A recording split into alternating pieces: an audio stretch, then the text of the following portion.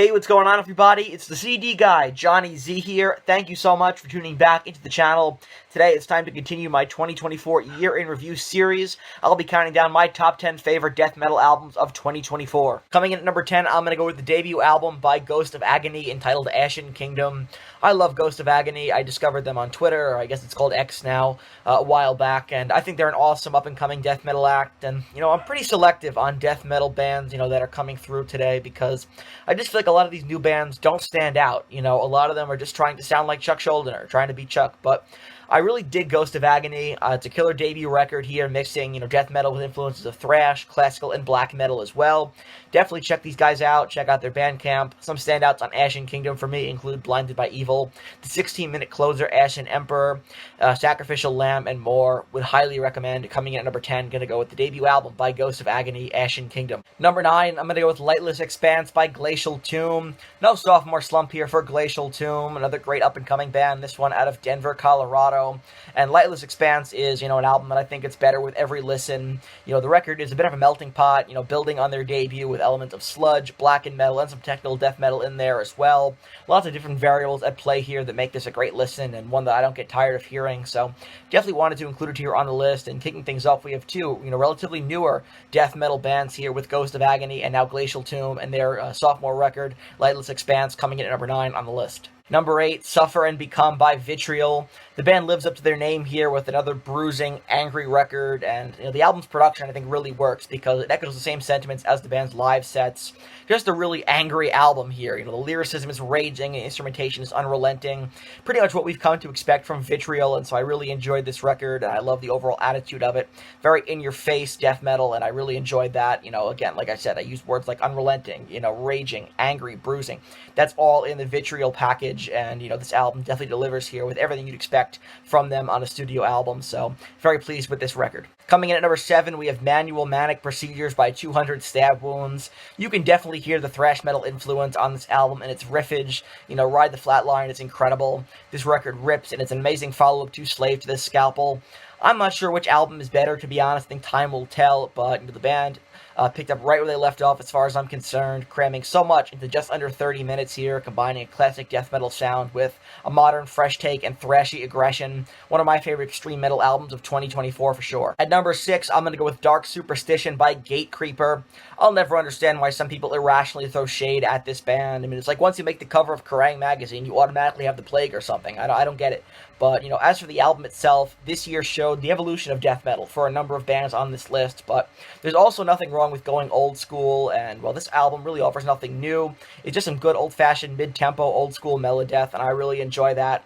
Great production, very tight, just a well-crafted record all around by Gatecreeper. Number 6 on the list, have to go with their new record, Dark Superstition. Moving into the top 5 now, I have to go with Cutting the Throat of God by Ulcerate.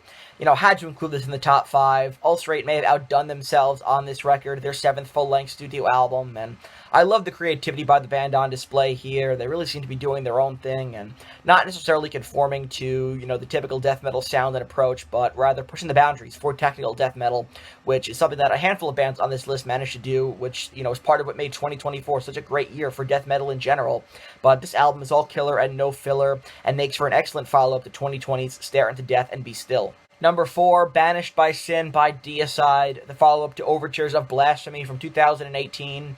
Deicide are back in the studio with a vengeance here. Glenn Benton sounds brutal on lead vocals, and the guitar work is amazing as expected. I'd say, it sort of has this old school groove to it, and, probably their best album, in my opinion, since Once Upon a Cross, with standouts like From Unknown Heights, You Shall Fall, Sever the Tongue, Doomed to Die, and more. Fantastic record by Deicide. They've been around for quite a while, and, this is just another great album from them. Like I said, probably their best since Once Upon a Cross, but their whole catalog is full of fantastic records, and this album is no exception. Top 3 here with Servitude by the Black Dahlia Murder, one of my most anticipated albums of the year. It was really going to be hit or miss for me. Black Dahlia Murder without Trevor Sternad, but I thought it was worth giving it a chance. I hope the band still had a lot more to offer, and indeed they did. They made that clear with Servitude. They kept things in the family, with Brian Eschbach moving over to lead vocals, with the return as well of Ryan Knight on guitar for the first time since Abysmal from 2015.